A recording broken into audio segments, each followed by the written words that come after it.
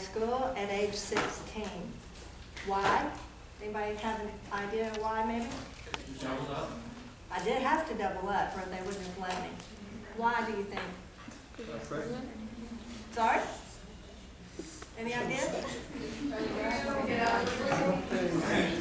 Well, I was just ready to go ahead and begin my life journey. I had a lot of aspirations and inspirations and ideas, as we all do when we're 16, right? Yes. So I did. I doubled up, and I started going to Lee College because the only way that the counselors and my parents would allow me to graduate early is if I started at a junior college.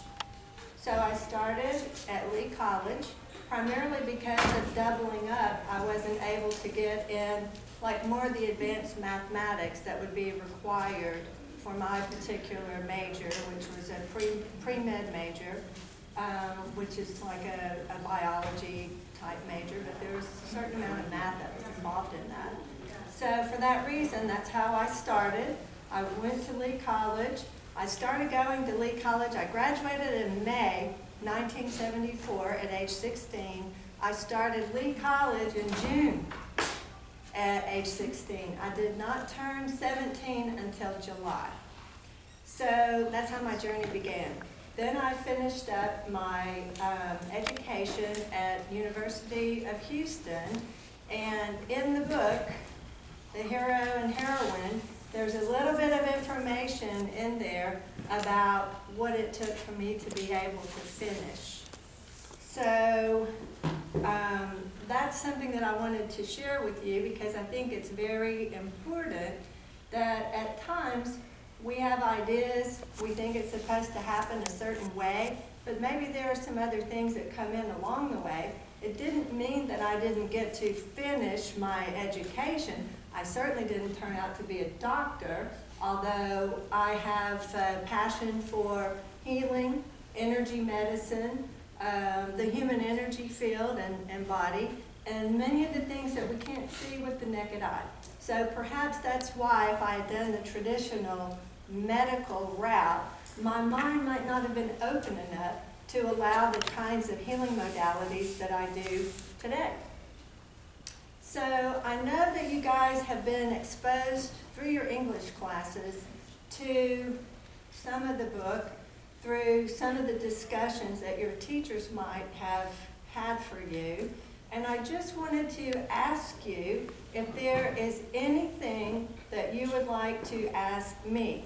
I want to be able to use this time for you, for whatever your ideas, your thoughts, your aspirations, your curiosities, your statements, your comments, anything that you have that you want to ask me or say.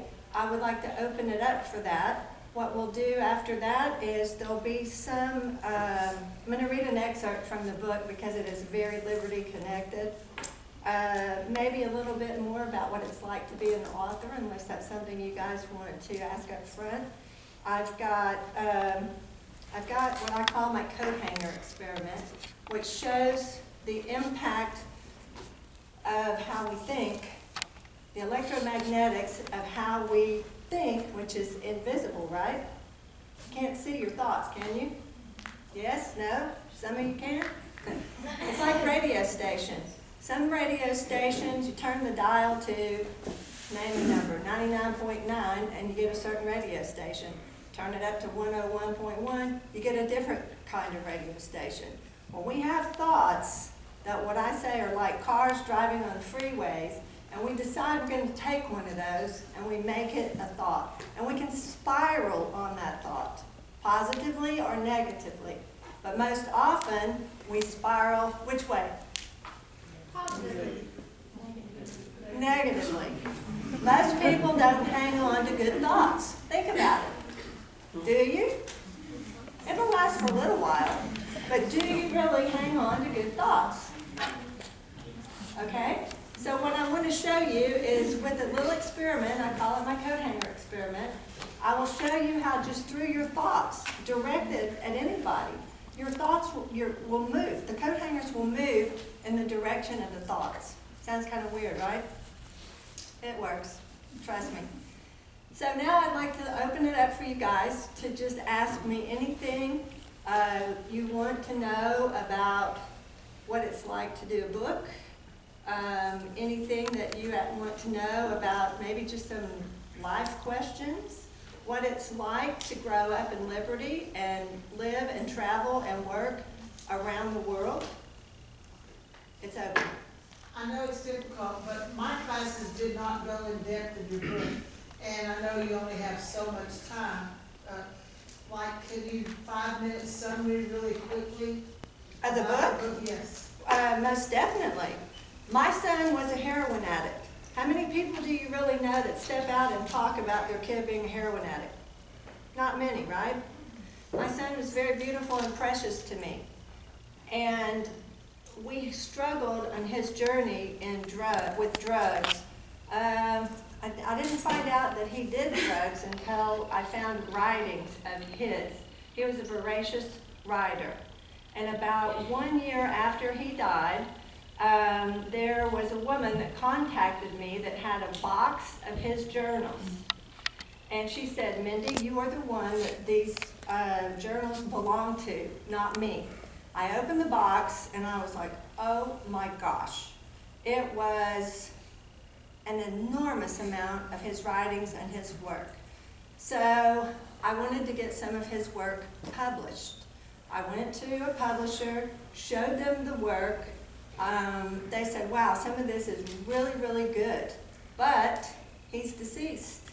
So because he is deceased, you'll have to be the one to write the book. And I'm like, me?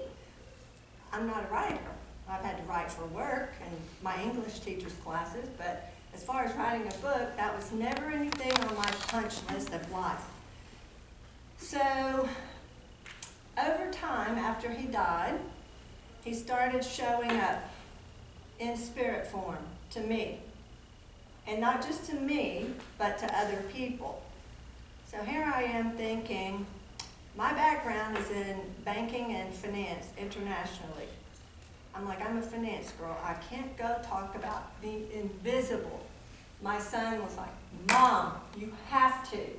You have to share these messages about drugs, about what's being missed about drugs, which is the invisible impact on the human. That's what we're missing in terms of his message back for how we deal with the drug problem. So I thought, gosh, these things are incredibly powerful. I guess I do need to write this down. I kept notes throughout this time that he would come back to me or to other people. And they would come back to me because they were a little scared. They were really wanting me to know what they had experienced, and I could relate because I had experienced the same or similar. So the middle part of the book is about all the times that he came back to me or to a friend of his or to someone. The first part of the book is about birth to death. And then the last part of the book, part 3, is about his own writings. They're excerpts from his own writings, which I'm going to read a couple of those to you because I feel like that's something that would be kind of cool. Anywhere from age 5 up to right before he died. That's how early he started writing and how expressive he was. So the title is called The Hero and Heroine because I did a play on the Joseph Campbell's archetype of the hero. Are you guys familiar with that? Have any of you heard of Joseph Campbell's story, archetypes of both the hero and then the female version of that being the heroine, but not the drug heroine? So in the story of the archetype of the hero goes through a life of challenges to get to know self, to get to know the interior of the essence of who God created that being to be. And in this journey of all the challenges, which for my son were all the challenges with addiction, relapse, recovery, all the various things that went with that. Losing family members, losing friends, because in relapse it's way too difficult to deal with it sometimes. So those challenges are what helped him to get to who he really was, but it didn't occur until after he passed. And it was after he passed that he comes back with these messages, with a treasure that he received to ask me to come around and say to you guys. Now, you can buy it or not, it really doesn't matter, because that's kind of the way it occurred with my life, my journey, and my story. But when we think about it, everybody is a hero or heroine. Everybody has a story. We all have a journey. We all have challenges. We all have obstacles to face. So when you leave here, I want you to think about your own journey, your own story, and what all those lessons are that come in that. Because there's always lessons. Good lessons, even things that we might think are bad, aren't necessarily bad. They're there to teach us something more about ourselves. So I would like to read, if that's okay, I'll read the one about the drugs. Like, it's entitled The First Buzz. And I think you guys will enjoy some of these because he was your age when he wrote them. There's one here that I have to read. We have to reverse a second just to age 13. It's entitled Hugs. And it's one of my favorite ones. And this was before drug problems started or anything like that.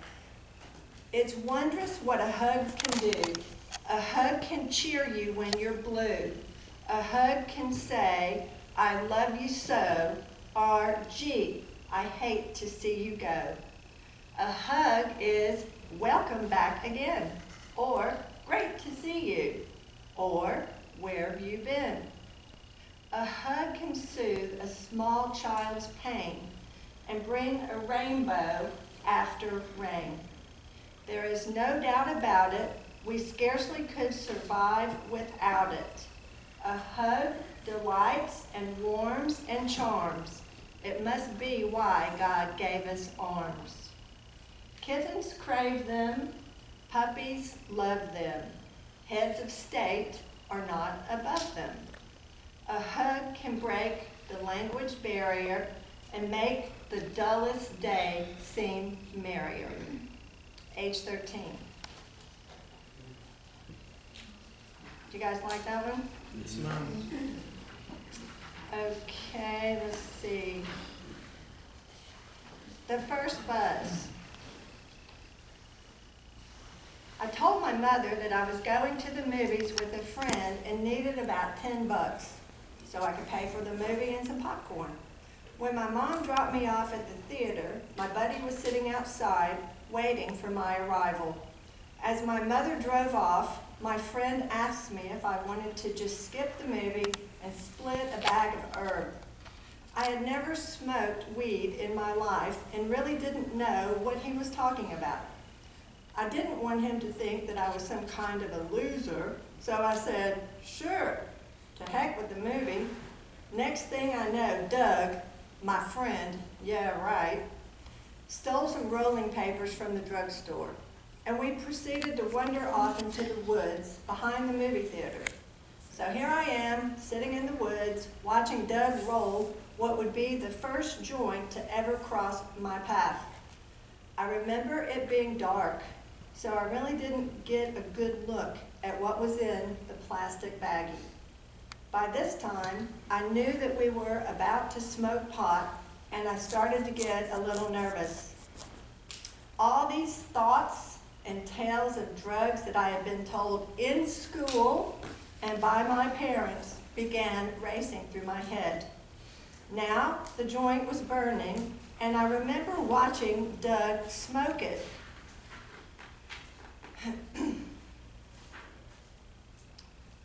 how you smoke a cigarette. He was taking enormous puffs, holding them in as long as he could, and coughing furiously.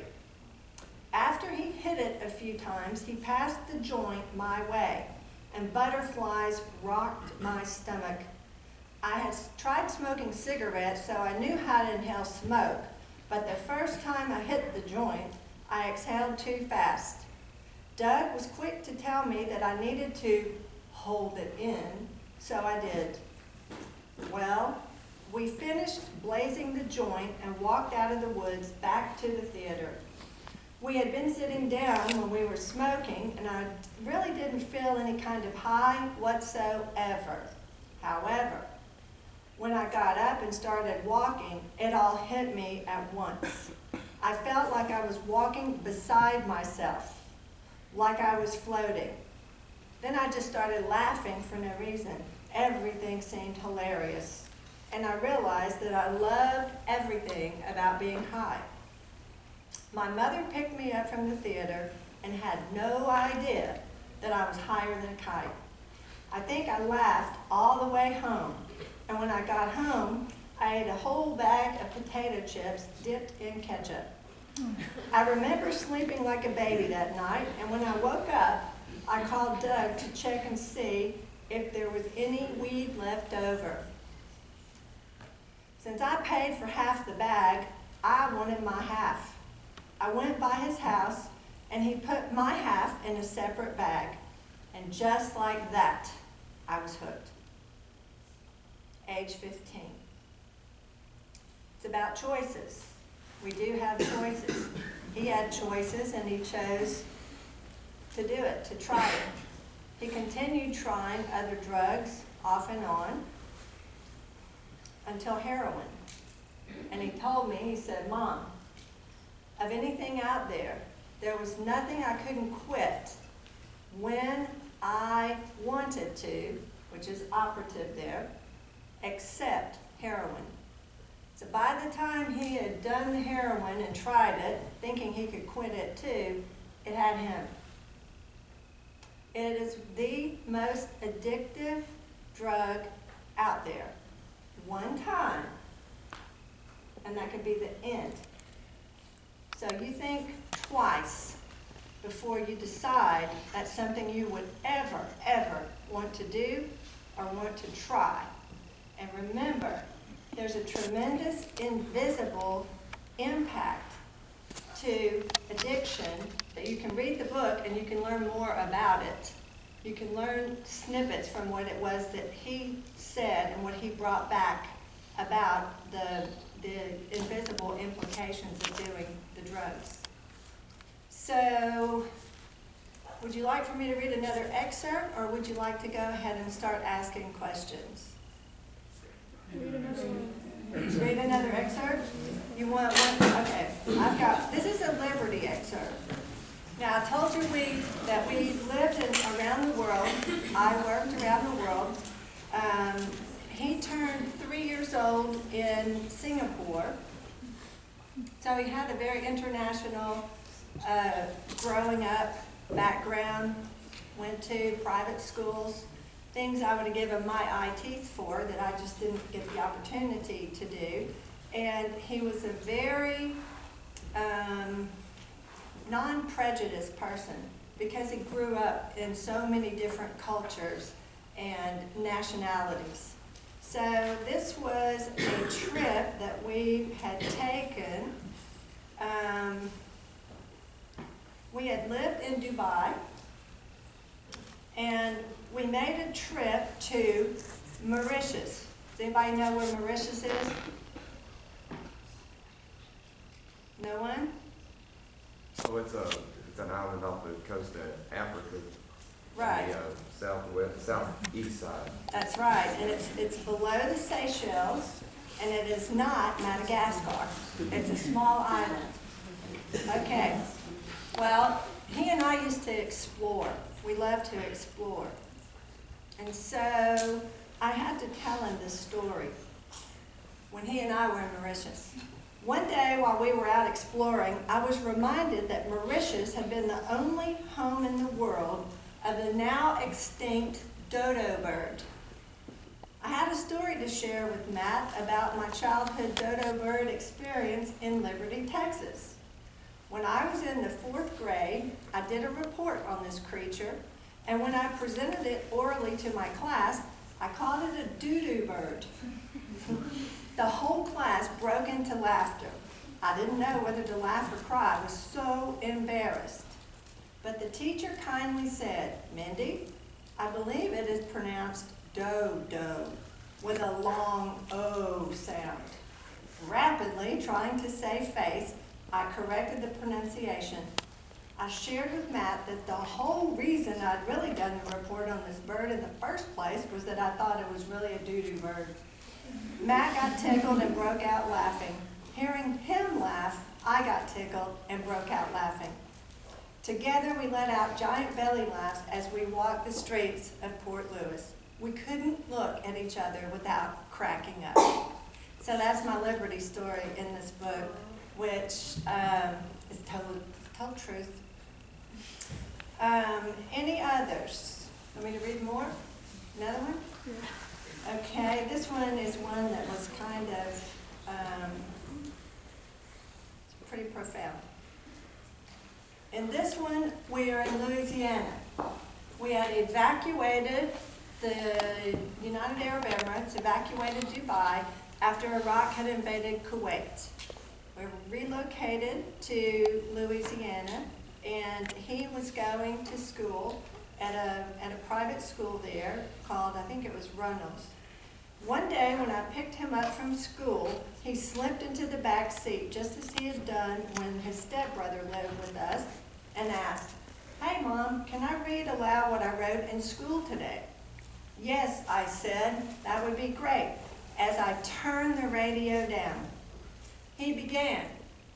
"The night got cold, but the stories kept us warm, as man acts out the killing of the masculine mammoth which shall feed us for the year.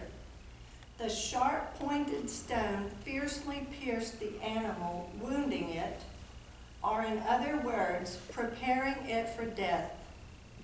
While following the blood tracks of the animal, which is the size of life, only fear is found in both man and animal."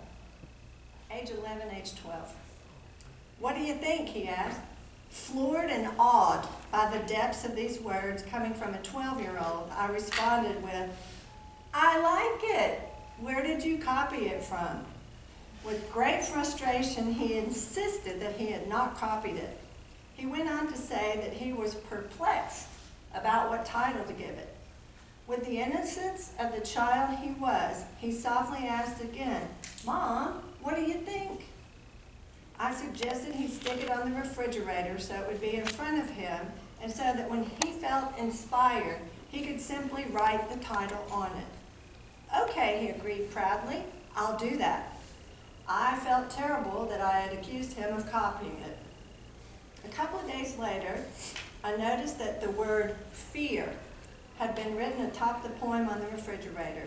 I stood back, shaking my head at the intelligence and wisdom of his words. His passion for the written word exploded, and like me, he began keeping journals. So I would say that he really started writing where he was putting things in journals at that time, at around age 12. Any questions? Yes? You said that a woman brought you his works. How did she get them? He was actually married to her daughter, and he had a bad relapse. And so the woman, her mom, went to get her and bring her home. And when she did, she found this box of books or journals in the basement.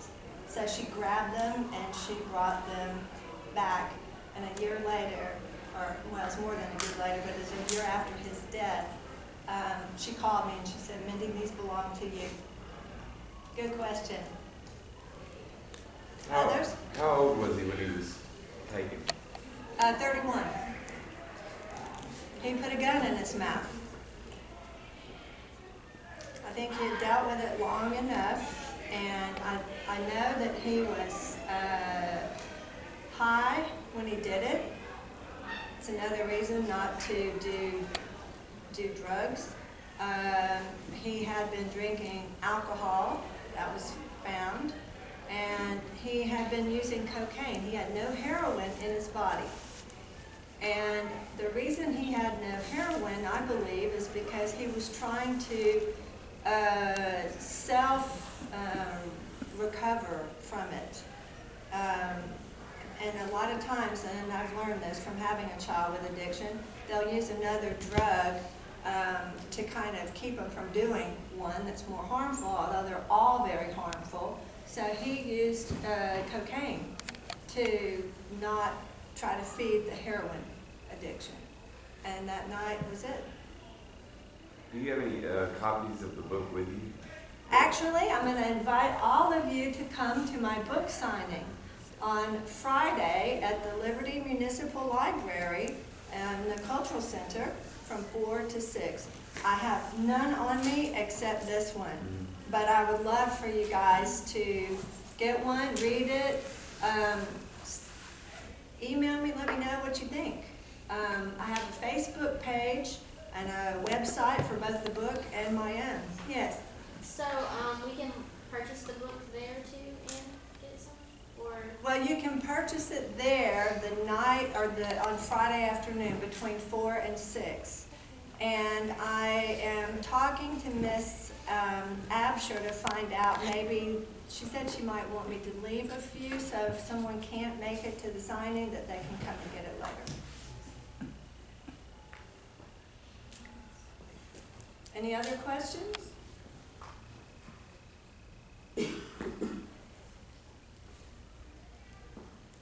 What's the picture on the cover of the book?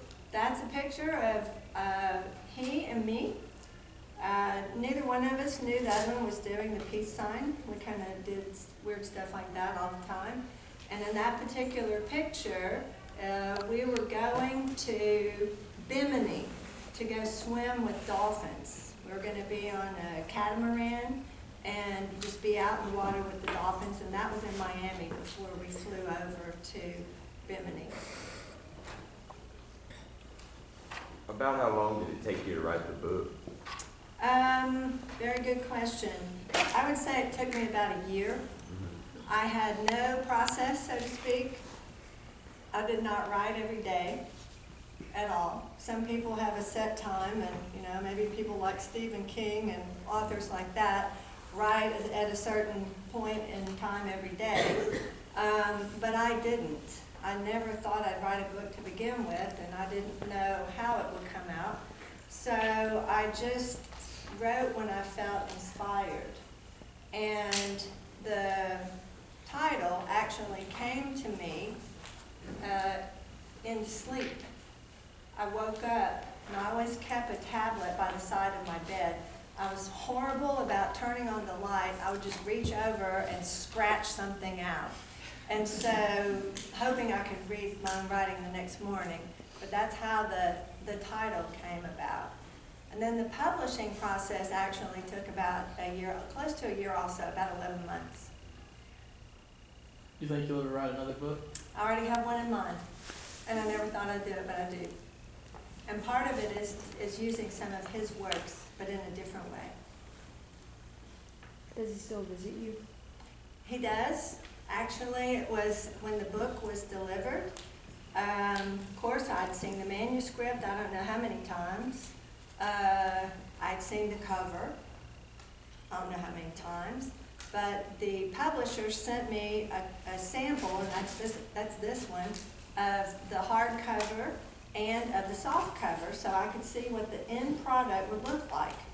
And so when I opened up the box, and I could see that it was the book, books, one soft cover, one hardcover, I broke into tears.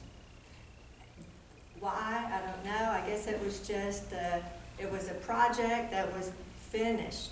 Because for over a year I'd been saying, oh, I'm working on a book, oh, I'm working on a book, oh, I'm writing a book. And everybody's, yeah, sure. But it was finally finished, and it was just this flood of emotion that came through. And as I was standing there crying, to my right, I heard him say, "Damn, Ma, we did it." And so that was the last little pass by, just I call them drive-bys, when he comes by, or just, it's like a flash, like if you took your hand and waved it in front of your face and you feel the air, but the thoughts that went with it come also. So speaking of thoughts, I'm going to try to be mindful of our time. I'm going to show you my little experiment. These are coat hangers. They were from the dry cleaners. They'd just be, like this, and the little hanger part would be there. So I took them, made them into an L shape, and these are just basic old sipping straws. Put them down in there. I'm going to hold them because they'll go crazy, because everybody's got an energy field. You ever think about that? Have you learned that in your science classes? Yes? Yay! Good, because they didn't teach me that.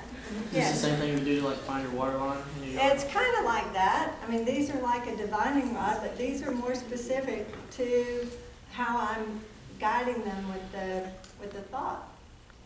Okay? So they'll go kind of wacko when I first open them up. But what I will show you is how that invisible part. Okay? I'm going to get them started. You don't have to squeeze them, just hold them. Now, I'm going to say, I'm very happy to be here, and I love all of you. I'm delighted. Now, my energy field opened up through my heart and through my thoughts. I can not say it out loud, and the same kind of thing will occur. Okay? It's pretty magic, right? Miss Baker? Susan? Is that you? Oh, hi. Good thought, bad thought. How many times do you get upset if somebody cuts in front of you? Throwing them a bad thought, you're really throwing them bad energy. You're throwing them a hurt. Melissa, thank you so much for being here to help me. I really appreciate you doing that video. I don't even have to look at her. Do I? I love you all. No, I do not want anything to do with drugs, so I close my energy field. You see it? Remember I said you have a choice? Oh yeah, I'm going to bring drugs in. Yeah, right. No, I choose not. Try it. No, I'm just saying try it. Come on. Come on up here and try it. Yes, you.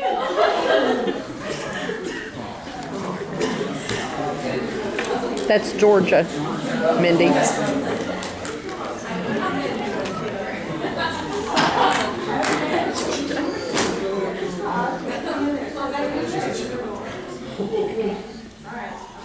I'm going to get out of your way. Let's watch. Okay, let's watch her. Hold her down a little bit. Just hold her in the middle. Okay. What do I do? You guide it where you want it to go with your thought. Send somebody a thought out She there. doesn't have any. So you're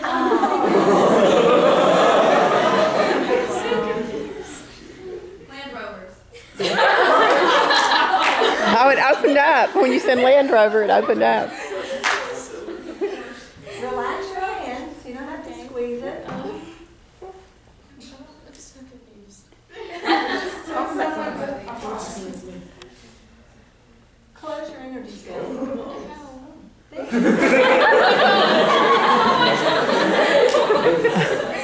She just did it, right? How? Tell her to think about something she really likes or loves. Well, I thought about Jacob and it pointed Jacob. See? That's what it does. Okay, I'm freaked out. I'm Are good. you ready? Anyone else want to try? Luke, get up there. Luke, do it. Come on, Do we're it. some boys. Do it, Luke.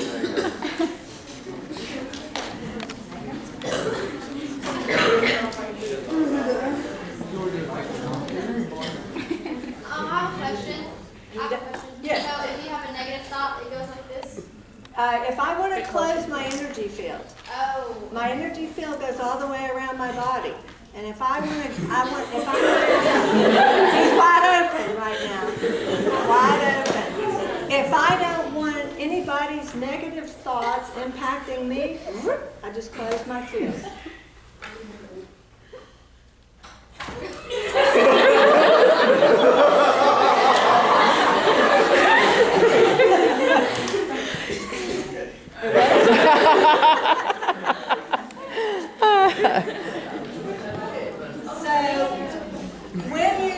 When you think that all you are is this physicalness, think again, because you're so much more than just the physicalness. Don't ever forget that.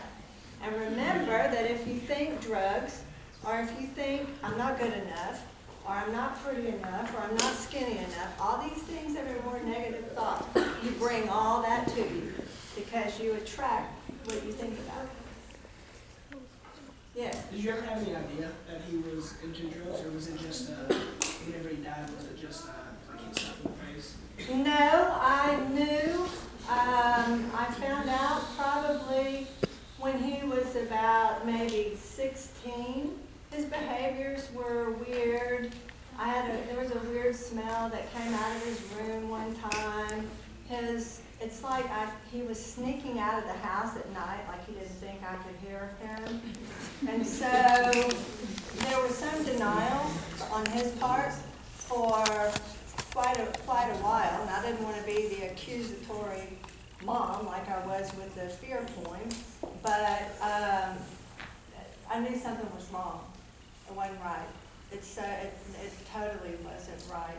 And so then after there was a knowing of him doing drugs, that's when I began the journey, because I knew nothing about it. I had to learn. I'm like, there's got to be a way to deal with this, to heal it, own my own part in being a parent that may not have always said all the things that he needed to hear or say in a way that he could receive them.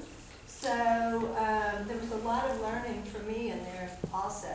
But he was my buddy, and we would talk. We'd talk a lot. And when he was in recovery, we had that opportunity to talk. But there was times when he was very rebellious, and I didn't know where he was for almost a year. I didn't know if he was dead or alive. Yes? Did he have a father at home? Good question. He had a father who was physically around, but he was emotionally vacant and gone a lot. He traveled a lot for his work, and there's actually a poem here that he wrote when he was 5 years old. It was the very first writing that he had done, and it had to do with that father, which makes me wonder if somehow he didn't know in some way what his life journey would be. It's written, and when you get the book, you can see it because it's written on the paper. You know when you very first learn to write, it's got those big lines on it and that little dash right down the middle. It's entitled, "If It Weren't for You, Dad." If it weren't for you, Dad, I wouldn't have fun. If it weren't for you, Dad, where would I get my love? So please, Dad, don't go away. I need you so much. So don't ever go away from me. Here is the part that is true, so listen up. If it weren't for you, I'd cry so bad. So don't leave me alone. I need you. And the I need you is written real big. So I really feel like he needed his dad in a way that his dad wasn't present or couldn't be present. I couldn't be mom and dad too, but oddly, his father died of early onset of Alzheimer's. So there was something going on with him too. So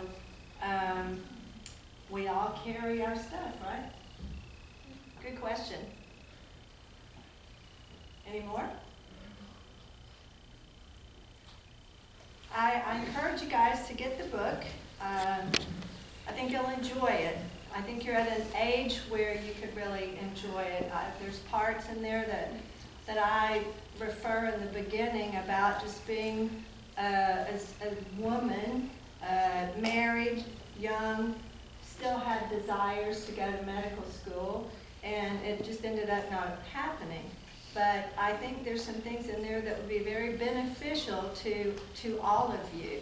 I think you will enjoy his writings. I hope that they are cautionary enough to where you decide not to do drugs, not to try even the smallest bit. But I think you'll enjoy it, and I'm sure you have family and friends and others that might enjoy it or that you might want to share it with. Again, I hope to see you at the library on Friday afternoon, 4 to 6. I have a website, MindyMoralia.com. The book has a website, theheroandheroine.com, and our Facebook page. I'd love for you guys to like it. Yes? How much does the book cost? The hardcover is $35.95. The soft cover is $19. Yes. It'll be in like bookstore.